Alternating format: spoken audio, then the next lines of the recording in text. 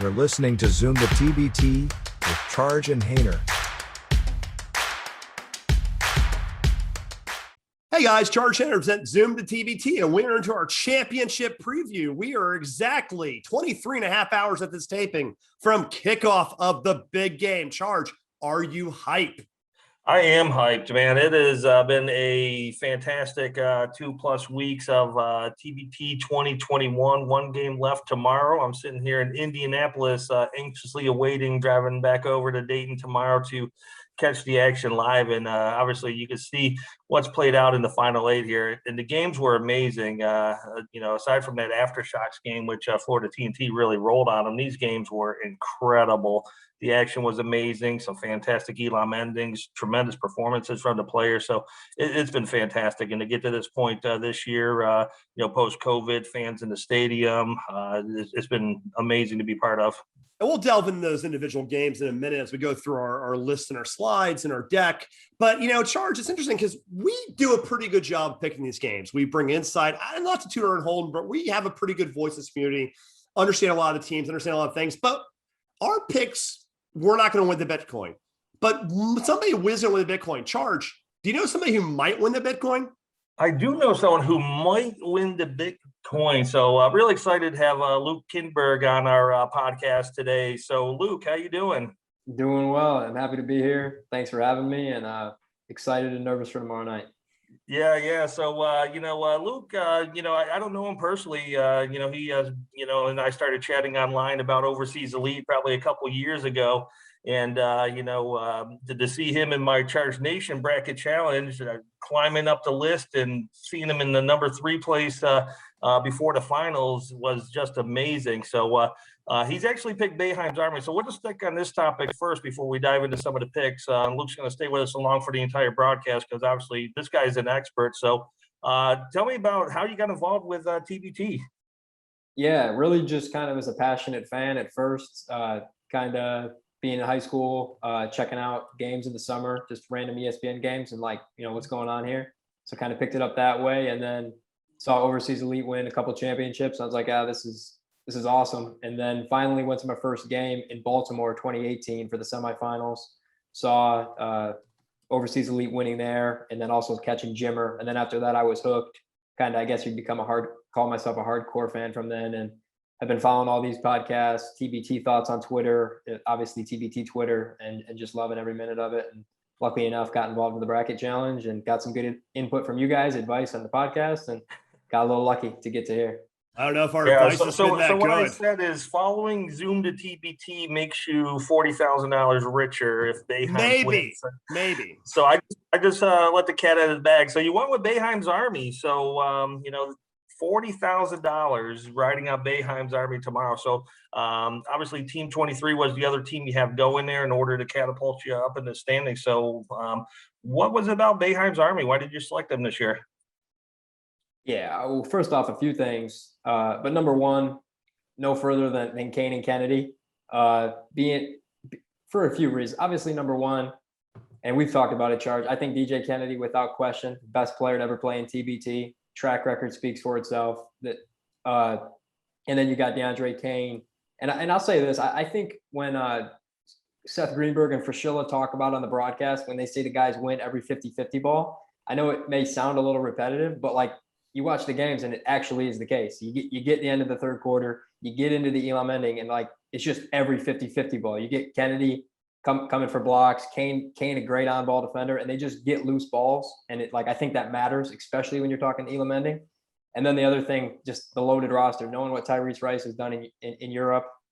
He had the brief stint last year, didn't do much in TBT, but knowing he could be a scorer. Then you throw in, the 3 first-round picks, and what McCullough brings is kind of a stretch 4 in this bracket. And it just, to me, I knew they were going to be winning. And then on the other side, Team 23, loved their roster, loved Mark Hughes' experience, kind of what the other guys bring. So, I picked those two to get to the championship, and just kind of got lucky that it broke my way. But yeah, that's why I had them there. Definitely. It's interesting too, because we were really looking at some of these games, and no one gets to this level without having a great roster. I mean, Kennedy and Kane obviously being stalwarts in this competition. So how nervous are you, Luke, about tomorrow?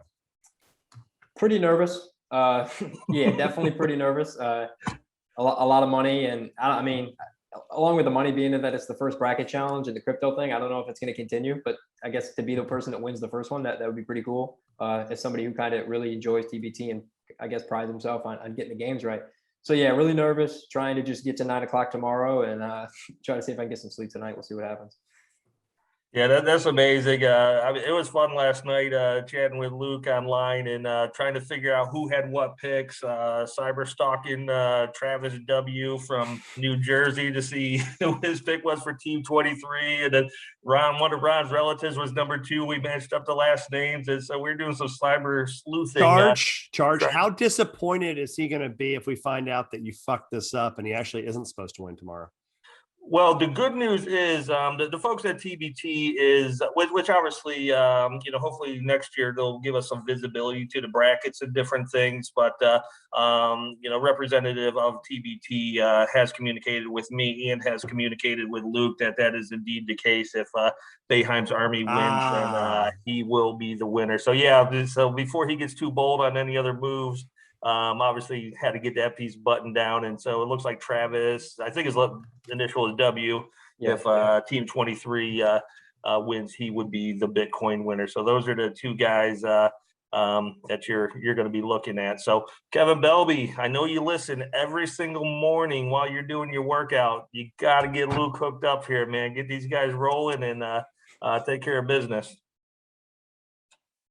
So definitely, and also Luke. So we talked a little bit about this. Like, are you considering hedging the bet? Yes. You want to go into some level of detail to help our degenerate gamblers about what might be a good play? I mean, you've gotten this far. You're worth listening to, obviously. Yeah. Still trying to hammer out the details. I live in New Jersey, so there's no problem getting the bet in with the sports gambling. Good thing to mention that too, simply because I don't want to get you in trouble. Good to know. Yeah. Well, with this kind of money, it would be worth the drive to go anywhere to put the bet in. But with that being said, trying to factor in kind of the tax implications of gambling income as opposed to the income that would be coming via, I believe, a 1099, just like personal income. But it looks like, I'm a risk averse guy. I guess going all this way, picking Boeheim's Army, I should probably stick with him. But I don't know. I'll take the guaranteed cash. So the hedge basically, is there a way the hedge could pay? I don't understand anything about gambling. Magic Juan Bernal comes on our show occasionally. Good friend of the pod. We didn't have him on this year because we just had some trouble scheduling. But a hedge means that you're basically forfeiting some money, but you're guaranteed to pay out, correct? Yes, and I will throw this out. If this does come out and a gambling expert happens to hear it and wants to float some advice my way, Luke Kindberg on Twitter, let me know for sure. I appreciate all the input. But yeah, and actually there's a very interesting situation here. I don't know if we'll get into the lines later, but right now, from what I've seen, DraftKings, Team 23 is plus 3.5. Money line plus 135. So I could technically double up if, say, I were to bet money on Team 23 getting the points. Say Boeheim's Army wins a close Elam ending game, which is how they always win these damn games. That's quite possible. Exactly. 2-point game last time. Say they win by 2 again, I would cash the Bitcoin as well as whatever the gambling winnings would be. The tough thing there, obviously, if I'm taking the points, they're going to be minus 110 as opposed to plus 135. So the amount that I would bet, we're probably talking $7,000-8,000 difference. Mm-hmm. So I still got to kind of crunch the numbers there. But luckily I got 23 hours to figure it out. Wow. Yeah. No, for real. You and Magic Juan would be geeking out over these numbers. So for real, hit DM Juan Bernal, and he's Juan's the man. Juan's the man. He knows everything. Yeah. So he'll take care of you. And he is our favorite degenerate. Yes. Gotcha. Just the guy is an expert. He predicts these lines closer than anybody. So yeah, he's your guy. But no, this is exciting stuff. So not to kind of go through the bracket challenge too much longer. Really appreciate you talking through. Appreciate you staying on the rest of this call, but I'll be rooting for you tomorrow. I still have not decided. I'll be in the arena tomorrow. But obviously Luke's from my neck of the woods in Western New York, and good dude. So I want to see him win $40,000 minimum. So we'll minimum. I hope he gets the double down, but yeah, I mean, smart guy, obviously picking the games right and doing the math on the tax implications. So I this mean, is you and I definitely an can't, you expert. and I can't even spell, to be honest with you. I So I'm know, and kind then of we're trying impressed. to figure out money lines and hedging and yeesh. So Hedging and edging and mowing the lawn and yada yada. Hey, Luke, we're going to move on in a minute, but one last question. What's your quick opinion on crypto? Keep it short, but that's a real touchstone in this tournament's pool has been people's opinions on crypto. I know for a fact the GM of Team 23 is a big adherent to it. Any opinions on crypto? Not a huge stance on it. I would say I have some Bitcoin. I have kind of confidence that'll go up in the future, but I'm not in the day trading role in any capacity. Hold it and keep it for a long time. No, fair enough. he's going to feel much better about it when he gets one full Bitcoin after tomorrow if Boeheim's army wins. So if they see. win, if they win. All right, let's keep on trucking. So we'll give some updates on Luke's adventures tomorrow, and obviously we'll get you back on, and talk about the game afterwards. Once Boeheim's army makes you $40,000 richer. So yeah. All right. So what do we got here? 9 p.m. tomorrow, Tuesday, in exactly now 23 hours and 15 minutes. We got Boeheim's army as the 3 seed, the champions of Peoria versus Team 23, the surprising 6 seed champions of Charleston. Charge. Take whichever you want. How'd they get here? Take a choice. Yeah, I'm going to take Team 23. Obviously, Boeheim's, you've kind of watched those games a little more closely as you have a Syracuse fan in your household. And it's been a pleasure really seeing this Team 23 team develop. Me and Hayner were down in West Virginia, got to see them live, got to spend a lot of time with the GM, Mike Iliano. Crash my hotel room. Yeah. And actually, Team 23 used my Charge Nation suite for one team meeting as well. So if they win $1 million, I may have to, see about 1%. They're gonna forget our name the minute the money. Oh, I'm sure they will. But yeah, they've had a nice journey through it, and got to see them in the press conferences in Dayton. And this team here, obviously, ran through the Georgia Kings. And every time Mike Iliano sees Tim Scarborough, he reminds Tim that he picked the Georgia Kings to beat them. So the Scarborough curse continues. But I mean, just really plowed through some amazing teams. We talk about teams like Heard That, Best Virginia on hostile crowds, Sideline Cancer, Blue Collar U. I mean, they probably had one of the toughest roads you can ever imagine going through for a team. And these guys are just gritty. And I mean, they love this stuff. And we'll go a little more into the players. But, this team here is just so gritty, so determined. I mean, they're feisty. You saw we almost got a fight at the end of the game. They're not backing down to nobody. And so, I mean, for them to run this gamut and be facing at Boeheim's, I don't think anyone's had a tougher run, and they made it through. And then you have the Cardiac Qs who have basically made a living winning games by the skin of their teeth the whole way, or the skin of something closer if you want to get really technical. I mean, Forces Solo looked listless and confused. Hardfire, they were always in trouble, always a brave. They finally got some control under. And the last 2 games against very credible opponents and the defending champs, the Eagles, and a very good Florida TNT game, they won extremely close in dogfights. They kept it close. I mean, look at the field goal percentage. They're shooting 42%. They can't hit the bride side of a barn. They're shooting 32% from 3. And really, they're keeping the game by getting off the offensive rebounds. They're getting a lot of second shots. Kane and McCullough are really keeping them alive in the glass. They're basically winning ugly, but an ugly win is a win. That's all that really matters. Charge, anything else in the stats that shocks out to you? Yeah, hang on the stats. I just want to bring Luke in real quick. I'm assuming you watched the Boeheim's Army Florida TNT game? Yes. Crazy. Yeah, so obviously the Elam and winner by Tyrese Rice was on the Sports Center top 10. Travel or no travel for someone who's played the game. So obviously Luke's an expert at TBT, but this guy has played some high-level ball throughout his life as well. So travel, no travel on that call.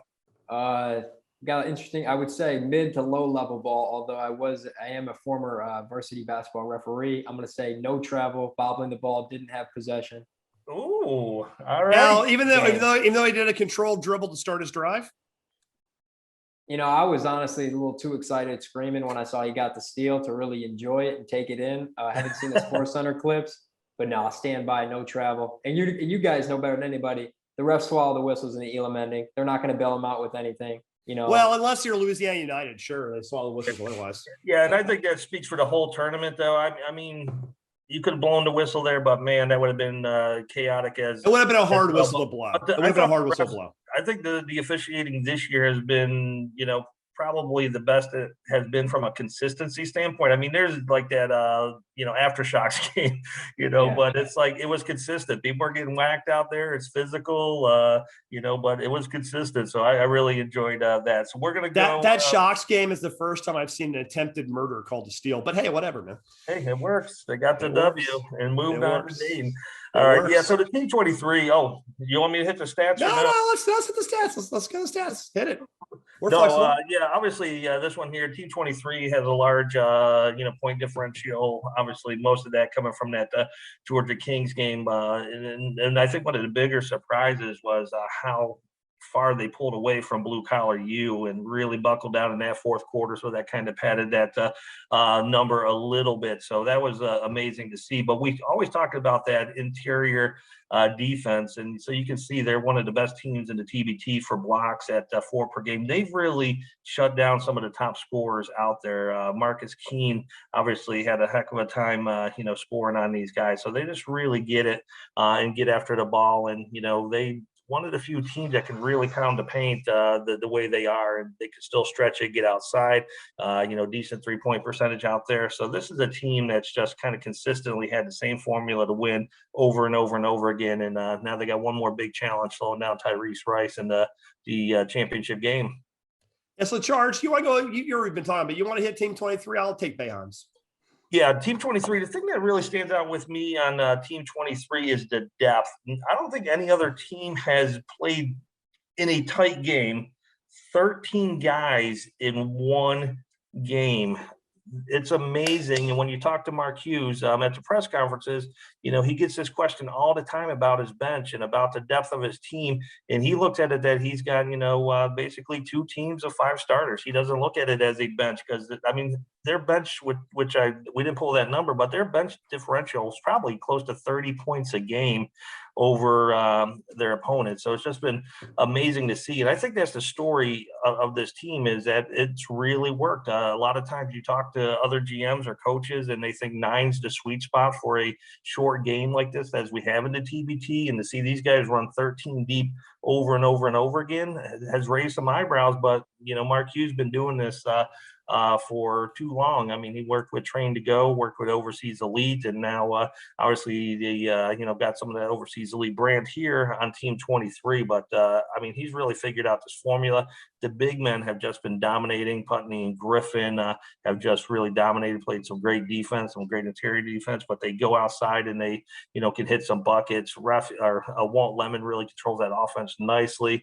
Eric Washington's been kind of this story, what perfect 2 games ago, did not miss a shot and shut down Marcus Keene. So it's been, just deep. And the cool thing here with Team 23 is these guys that may not have seen a lot of playing time, Mark Hughes brings Bobby Brown to the press conference and talks about how important Bobby Brown is on this team, because in practices, he's the guy getting these guys ready to, compete against the likes of Marcus Keene and Boeheim's Army. And so it's just really a close-knit bunch. These guys have been, really getting after it. And you got Marcus Hall coming off the bench. I know, Hainer, he's one of your favorite players in the TBT. He's off the bench. That's a luxury. That's a luxury. That's just insane. The skilled length combined with the shot making of Lemming and Hall just makes the whole thing insane. Dakari Tucker's really impressed. It's been a really great roster to see. And Mark Hughes, and you'll see, we talk about it later, hits every button correctly on this roster. Oh, Boeheim's Army, not as deep. Shocked Eric Devendorf didn't play last game at all, which is, seeing your best player for years not even get out of a sweatshirt is a little interesting. But they're going to go basically as far as McCullough and Rice carry them. Kane and Kennedy have definitely contributed the know-how to win. Fair, Richardson, Sykes have added some timely scoring. But let's be clear. The 2-man pick-and-roll game or pick-and-pop game or repost game of Rice and McCullough is going to take Boeheim's Army as far as they're going to go. Tyrese Ross has been the shot maker. He scored almost every point in the Elam ending to get them to the stage. And he has been the microwave, getting every shot up and every shot in. He's basically been a one-man offense when needed. And that's especially important because Boeheim's Army has not moved the ball well. The ball doesn't swing. The ball gets sticky. A lot of one-on-one, a lot of inherently poor drives. And Rice's shot making combined with Kennedy and Kane's know-how has really gotten them out of a lot of trouble. What I find interesting about this matchup is how many times can you clone Chris McCullough? Because Chris McCullough's had a wonderful tournament, been one of the best players in this tournament. He's going to have Putney, Griffin to cover. He's got a lot of size on Team 23s to have to contend with. And while Leiden's a former NBA pick and very talented, he has knee injuries. He has shoulder injuries. He has arm problems. He has hip problems. He is not the level of backup to McCullough that you're going to have on Team 23. They're waves of length. So the question becomes, besides Rice, who is going to score for Boeheim's? And will McCullough hold up against the triple-headed or quad-headed monster of deep forwards you have at 23? So, Luke, bringing you into the conversation, you've obviously been watching the games a lot. Has there any player that's really impressed you as a spectator? Which team or either one? Either team, whatever you want, man. We'll keep a loose ship here. Yeah, I mean, clearly you're going to go Rice or Hall, but to kind of just speak to the point that you just said, and I think you may have hit on maybe the most interesting thing in this matchup is really the front court play and the comparisons. Like you said, I mean, McCullough really being the only significant post player, obviously who's scoring points and rebounding at a high level. And then you just got bodies and bodies of 6'10", 6'11", 7-footer, athletic, long guys who you see kind of in the Elam ending maybe not take that role where usually it's the guards that step forward. But again, if you're up 10, 12, 15 points, it might not necessarily matter what Tyrese Rice is going to do. So, yeah, I mean, I could see Putney having a huge game. You know, Kaiser gets in there, super athletic around the rim. And then, yeah. What a pickup. What a pickup for Kaiser. What a pickup. Yeah, absolutely. I mean, he wasn't even on the roster in West Virginia and showed up in Dayton. And, I mean, it was seamless. Everyone was surprised he was in the starting lineup, scores the first bucket of the game. So making Mark Hughes look like a genius again. Sorry, Luke, you were going to say? Well, yeah, and then I didn't even touch on Eric Griffin, who just what he's averaging 10 and 6 here, just consistently. He's going to put up numbers. He's going to guard well. He's going to make athletic plays around the rim. So I think that's something to look out for. But to answer your question, it's got to be Tyrese Rice. You hit the nail on the head. If Boeheim's Army is going to do well, he's going to be shooting it well from deep. He's going to be getting guys involved, and maybe even in that role, Kiefer Sykes could get it going a little bit. You know, he's shooting the ball well. Sure. If he can kind of break guys down off the dribble, you got Kane and Kennedy kind of slipping screens, making plays around the rim. So that's kind of how, as somebody's rooting for Boeheim's Army, I see it going. But definitely worried about the interior play and then the closer, Marcus Hall. You got to mention absolutely. Him as well. Hey, Luke, another kind of hot topic in the TBT community is about Boeheim's Army. Obviously, you're a fan of Lord. Alumni team or not. I mean, I used to think you needed to have 7, 8 guys that were alumni, and they probably are pretty close to that. But some of the downside on this is at the end of the game, 4 out of 5 of the guys are non-alumni. So I switched my stance where I don't care how many people are alumni if the fan base supports them. And clearly from Twitter and seeing them in Dayton, the fans are supporting this team no matter what. DeAndre Kane missed the bracket celebration, which nobody does because he was in the stands, shaking hands and high-fiving Cuse alumni or Cuse fans. And so it's been pretty amazing to see. So do you have a strong opinion on alumni versus non-alumni? Not a huge opinion on it. I think you got to consider him an alumni team just because, one, you got Jim Boeheim's name in the title. And then 2, you got, I don't know, is it 10,000 plus Twitter followers, a bunch of people tweeting about it. You get the good press coverage coming from Central New York. So without a doubt, but this is going into next year, but if you're going to win at this tournament, it's going to be extremely hard to field 9 to 10 to 12 guys who are all playing high level overseas who are going to come win this tournament that have all graduated within a 7 to 8 year window at the same school. I mean, maybe you'll see that at some of the larger schools, and obviously Marquette did it last year, but I think the way they go out, get proven guys in this tournament, proven European guys, good guard play, it obviously has worked so far. Yeah, they're missing some guys. They're missing some guys, yeah. Go ahead, Josh. Yeah, next year I think the roster construction is going to look much different than it did this year. Obviously, I think people were watching Boeheim's very, very closely to see kind of what happened in the situation, and obviously it's working. So I think we'll see things quite differently. I've seen other GMs tweet about non-alumni players and adding them to their roster already. We're not even out of 2021 yet, and people were talking about adding non-alumni rosters to their alumni team. So it's going to be real interesting. Well, there's nothing to say that Boeheims won't add alumni next year. I mean, Michael Benajay's never played in this event, but he's a guy who's bounced around. He's a really good player. Cooney has played in the event before. He has size and shooting. Brandon Treesh didn't come out this year. John Gillian didn't come out this year. Work is obviously aged out, but you can see Buddy Boeheim in a couple of years being the kind of guy who may not make it in the NBA, but will be a killer in this event.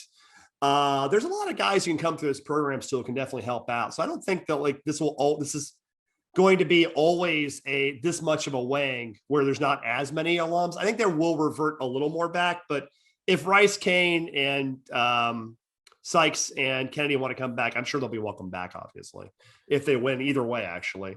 So anyway, we're talking a little bit about this and obviously some great matchups here.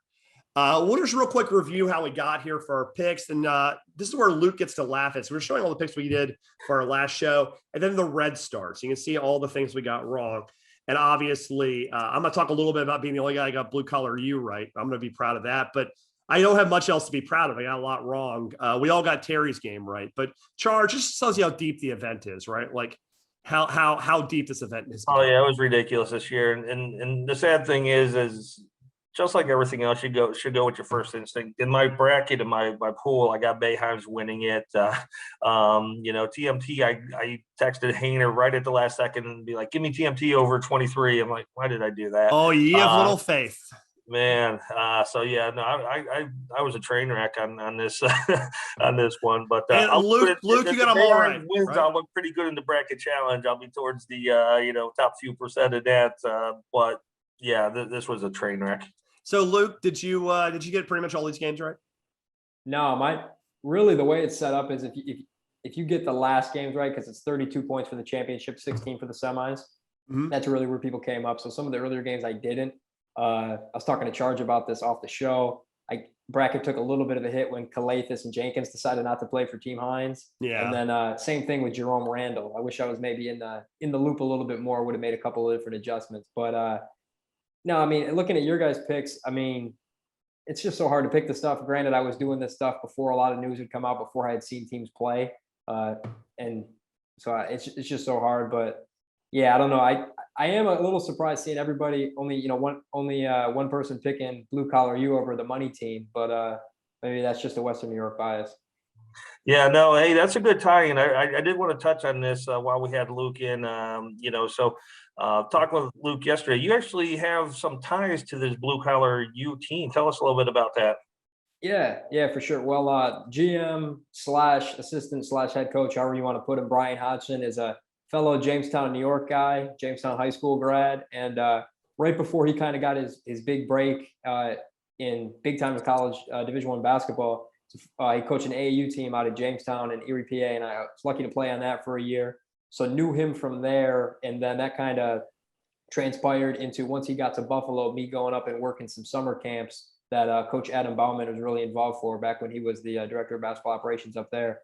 And just the timing worked out where a lot of those guys were there at the time. Perkins, Massenberg, Wes Clark, Jordan, Carruthers, really all of them. Played against Carruthers in high school. So yeah, really familiar with a lot of those guys.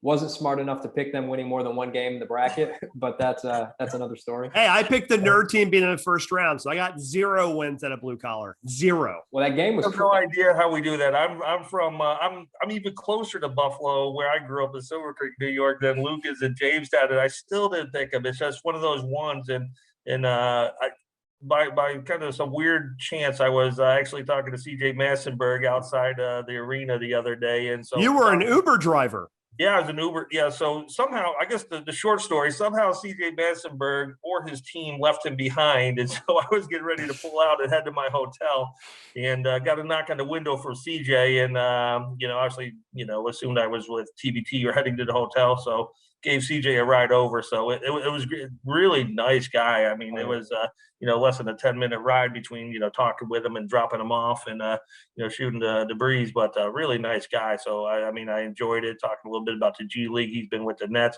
but, talking about the tournament and, how close they were getting to the money. And, I had to admit that, I didn't even pick you guys, and I'm from Buffalo. And he's like, no one's really, picking us, and that's okay. We're going to show everybody. And, just real nice dude. And so, blue collar U just really stepped up. Now, both the coaches, seeing them live, they're probably two of the most intense coaches I've ever seen on the sideline. Have they always been like that? Was that your AAU experience? Yeah, yeah. Brian was always like that, passionate, invested, getting people going. I don't know if you saw the clips on Twitter of him giving some pretty passionate halftime speeches. I thought those were great. I was happy that TBT put out that content.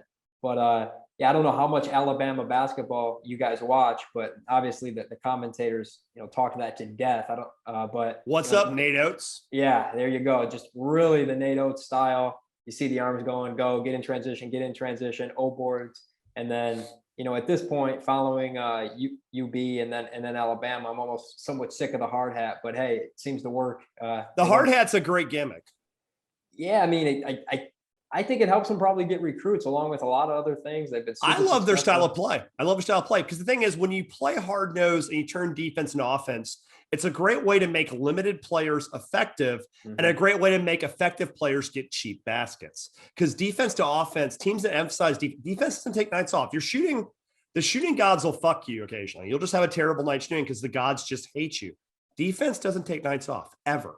Especially in this tournament. Yeah. So I think blue collar, I mean, it's interesting because I didn't have a lot of faith in them. And watching the style of play, they're ready made for this event. So Luke, we talk a lot about teams being hosts next year. We've already started conjecturing.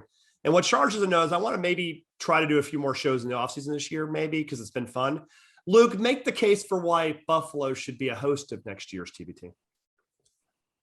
Yeah, I mean, compared to the other places, I think it's pretty comparable. Bigger market than some of the other places, all right, West Virginia, Charleston. But I think you got the buy-in from the fans. It's a passionate fan base. University of Buffalo, they've had so much success in basketball the last few years. Obviously, you got the Nate Oateses and the former UB guys involved. It looked like from what I saw, Coach Weitzel, the current coach, is involved, had him at the practice facility. So you got the buy-in there. I don't know what the facility would be. If you had it at the University of Buffalo Alumni Arena, great spot. If you swung it at the big arena, they're the Sabres Stadium. I don't know necessarily how that would work, but you have an opportunity for it there. Buffalo State, another place, might be perfect size, about 5,000 people. That's really getting into the specifics. But no, I think it would be a perfect place. I mean, I think you kind of take that momentum that blue collar you had, first team, get to the semifinals, run with it, see what happens. I mean, as somebody who's all the way on the East Coast, it would be nicer to make a 6-hour commute rather than a little bit further. So hey, I'm all in for it. Yeah, it's a beautiful area out there too. Buffalo's great, city, and where else can you go and get the best buffalo wings in the world? So I mean, that alone should be a selling point. Is overrated? Wings. No, come on. But I'm a vegetarian. What do I know? I'm just fucking around. I won't debate it here, but there's 3 places that everyone will go to, and we'll bring it up when Buffalo hosts a team. Hey, before we move on, one more thing on Hodgson. I've been kind of going at Reg from We Are D3 for a long time now, telling him that he's missing out by not having any Fredonia State University players on his team. Okay, granted, it's not a powerhouse. I get that. It hasn't happened yet. But the cool thing is Hodgson is a Fredonia State graduate. So look what happened. You get Fredonia State involved in the TBT, and you go deep in the tournament. That's all I'm telling you, Reg. I'm shocked that people don't understand that. They think I'm the homer. You're so much of a bigger homer. Open up the recruiting, Reg. Everybody's like, hey, Hayner's a Memphis fan. He's a homer. You are the biggest fucking homer in this entire community. I swear to God. Gotta support my people, man. Jesus Christ. Somebody gets a cup of coffee for the Charge. You're like devoted for life. I love it, by the way. I'm just giving you shit. Okay, so we're gonna go to our picks now, Luke. But Luke, real quick, your pick obviously is Boeheim's Army, right? Yep. So Charge, let's disappoint him. Hi, Kevin. I know you're watching this. You're probably listening to it, but I just want to let you, I'm going to narrate this for Kevin. Charge, 23. Hayner, 23. TBT Thoughts, 23. Matt Crawford of Iowa United, 23. Brandon Foreman of Broad Street, 23. And Alan Cunahan of West Coast Runan, 23. 0 for 6, Kevin. We love you, though. Yeah, this one here, obviously, I don't think people are surprised by this. I mean, we talked about it. Boeheim's, all you got to do is win in advance. That's what Kevin just literally smashed whatever he's listening to over his workout material right now. It's just insane. He's like smashing his phone. You can't take anything away from Boeheims, and I don't know. Like I said, if I've just spent a lot more time around Team 23 and in their press conferences, but these guys after the last game, you would not have known they just went to the finals. I mean, they were in the press conference just. I mean, mad. I mean, they look like, this is a business trip, which it should be, and they are locked and loaded. I've never seen, that level of intensity after the game and how serious they were. They had unfinished business. They were getting right down to it.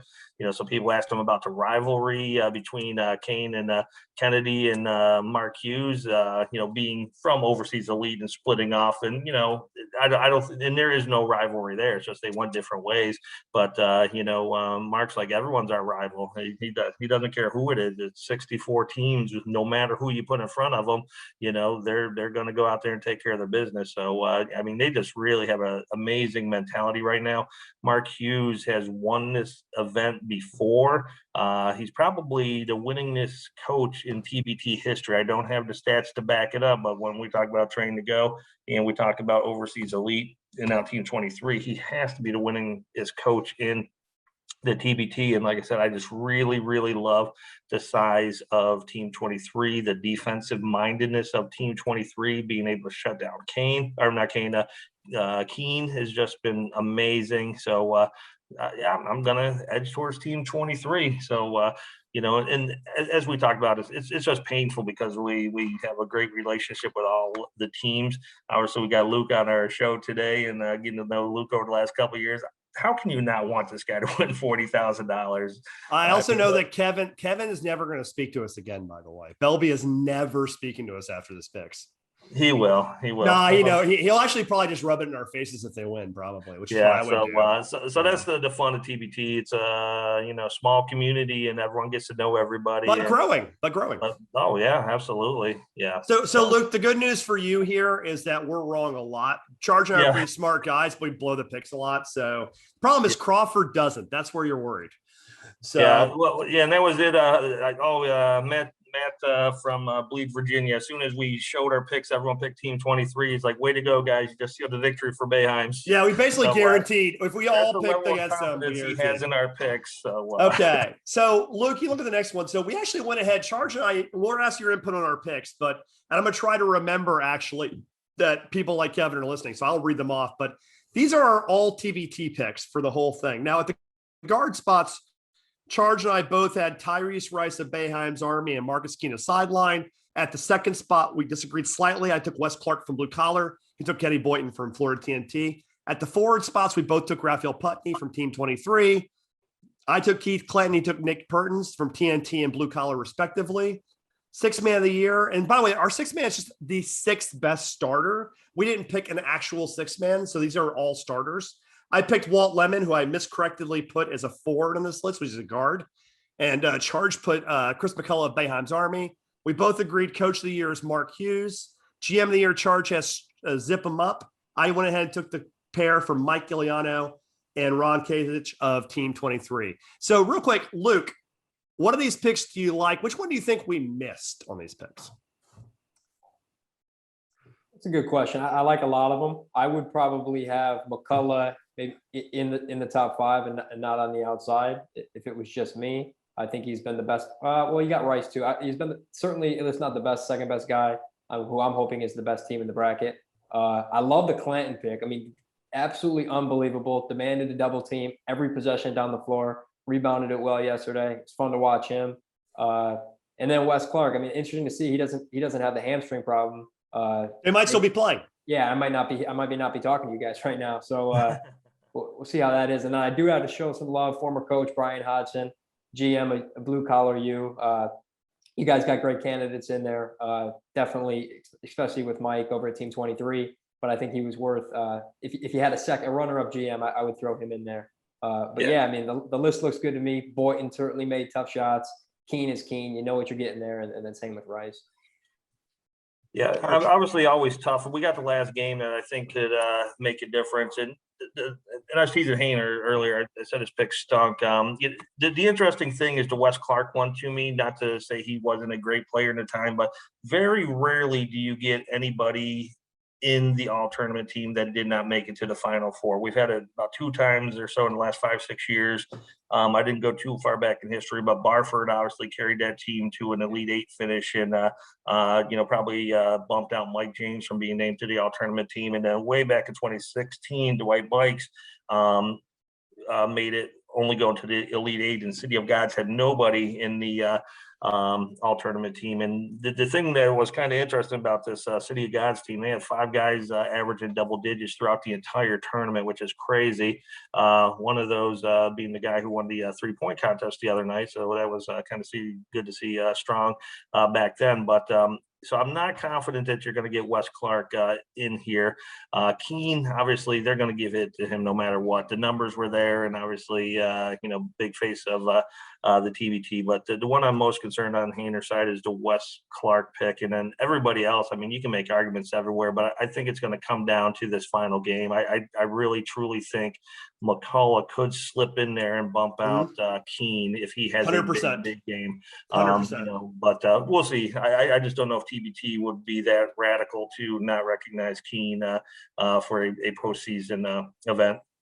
And the other people that were tough admissions, and we'll just mix the list here: Dominic Jones of TNT, Eric Griffin of Team 23, DeAndre Kane of Boeheim's Army, DJ Kennedy of Boeheim's Army, Connor Frankamp of the Shocks, Rashard Kelly of the Shocks, Elgin Cook of the Eagles, and Jordan Crawford of the Money Team would basically be what we would be looking at as your second team all TBT performers. Also exceptional players. Charge of this list, like, who is just the biggest story of this list for you? Oh man, that's a tough one. He's early on, definitely Wes Clark. I mean, this guy came not out of nowhere if you know the guy, but I wasn't as familiar with him as I should have been probably. And to see him, just really kind of come out and kind of carry that team along with Nick Perkins was pretty wild to see. So really enjoyed watching him play. But everyone else, I think, was somewhat expected, from a performance standpoint. But Wes Clark really stood out to me. I will say the one thing I do regret about my picks is that I just no-brained both Perkins and McCullough, who are definitely quality players, didn't even make my tough admissions list, which is just an oversight on my part, obviously. But the biggest story from this list to me is the combination of the Hughes-Iliano Kasich thing. Because, like, Mike was considering not running a team at one point. So he wasn't sure it was going to work out. Mark Hughes had a team that wasn't quite as tight, and they combined forces and made something really special. And their personalities meshed well. They're different, but they seem to mesh well. Much like Charge and me, there's a vivacious one and a serious one. I think they have the same sort of vibe. One's all business, one's there for a very fun guy. And I think there's a real good combination there. They really made a great story out of this. And I really hope that if they're able to win, we can keep, as a community, letting these non-alumni teams get some real fans and some real love, because the teams that are not alums, like the Drive, like Eberline, like 23, like TNT, they need to get the same love from the community and the fan base. It's nice to have these brands emerge. So I think a title for 23 would be a really good thing in helping the fan base expand a little bit, making sure people understand that this is your team's, your tournament. So I think it would be, as they say, good for the culture, if you will. Charge? And I think Nick Perkins, he won at least 3 of the hard hats. So you may know the numbers off the top. I blew it. Perkins was crazy. And Ben, the last game, him and Griffin almost go at it would have been just bonkers. I mean, that would have been a heavyweight battle. I don't want to see a fight in the TBT. Trust me. I will say this. Swear, as soon as Griffin squared up, I'm like, oh my, this has got to happen. But that was fun. Nick Perkins is. I mean, he just gets battle tested, and I mean, he's getting those hard hats for a reason. Go ahead, Luke. I was just going to say credit to whoever that assistant coach was who stepped right in between them, because those are 2 big guys with the hands up ready to go, and the guy had no fear. So whoever that guy is, major props to him. I would be watching, going, don't kill anybody from the sidelines too. So Dan had to go into action and. Dan Spring, I missed that. He came in. He ran in. Yeah. Dan was. Dan's the man. Seen in the fray, So Dan is the man. Yeah, no, great guy. So that's hilarious. He had to get involved in. And just a side note on this, I've had a couple people ask me about Griffin's status for the final game. There was no punches thrown. Things got heated, probably, more than anybody would like him to, but he's available to play. There's no suspensions, no anything of that nature. So Griffin is available to play and will be playing tomorrow. Nothing going on from a discipline standpoint, which is, I think, the right thing, obviously. I would agree. So let's wrap this up. Luke, what is your gambler's prayer for tomorrow? Let's close with that. What's your gambler's prayer? I think DJ Kennedy, I must say it again, the greatest player to ever play in the TBT, is going to take advantage of some mismatches. We talked about Team 23 having some really good guards, having some really good bigs, but did they have the big body 2s, 3s, 4s that are going to be able to guard them on the perimeter? I'm hoping that they don't. I don't think that they do on paper. We're going to see. And we're going to see him get to the bucket, get some easy, get the free throws going, maybe get the jumper going, and then they just play hard. Obviously both teams are going to be playing hard. Kane's going to make plays, and then I know they say Keen, Mr. Elam Ending, but it's got to be Rice after what he did yesterday, making plays down the stretch and then winning. I think it's going to be a tight game no matter what happens. Really looking forward to it. It's been an awesome TBT 2021, and yeah, just again, thank you for having me. It's been awesome cheering them on. Luke, I'm looking forward to tomorrow. Pleasure having you. Charge, I look for flights. It's 700 or 600 to get there tomorrow. So I won't be there. I won't be there. So you're going to have to represent for both of us. How hype are you to be in the floor on the floor of a TBT title game? Actually, I don't think I'm going to be on the floor. I'm actually in Indianapolis right now, and my son is going to drive out to Dayton with me. So we're going to be sitting up in the stands somewhere as fans and just really, really enjoying the game from a fan perspective. So can't wait to share that experience. But a couple last thoughts, though. When I hear Marcus Elam now, I think they're talking about Marcus Hall, right? I don't know who else that could be or who else they're referring to. But I think the thing here to watch for is Syracuse is not extremely deep. They've only had 9 guys on their roster. They're not really going past 7 deep. In Team 23 is going to continue to throw 13 dudes at you and just really try to wear you down and pressure you. So I think that could be the story of the game is that relentless pressure and the depth of it. But, back to your thing, Hainer, shaking your head, but I'll take a game in the stands with my son anytime over 4 seats. So that's fair. It's gonna be a good time. That's fair. It's always nice to spend time with your loved ones. And that's what this is, a community of loved ones. So Charge, I guess we're going to sign off now. It's been a fun road. We'll get one more show for this season as a post-op, but I guess we're done previewing and done giving our picks. At this point, there's nothing left but the ball bouncing, correct? That's it. We got a tip off 9 p.m. Boeheim's going to be in the crowd. I think it's going to be obviously a very pro Syracuse crowd. So let's get to 9 p.m. tomorrow and get it on. Let's get it on. All right. That's a great way to close it. This has been Charge and Hainer, Zoom the TBT with our Dayton Championship final preview. Signing off. Hope you enjoyed listening to Zoom the TBT with Charge and Hainer. Subscribe to YouTube, follow on Twitter, and give us your money.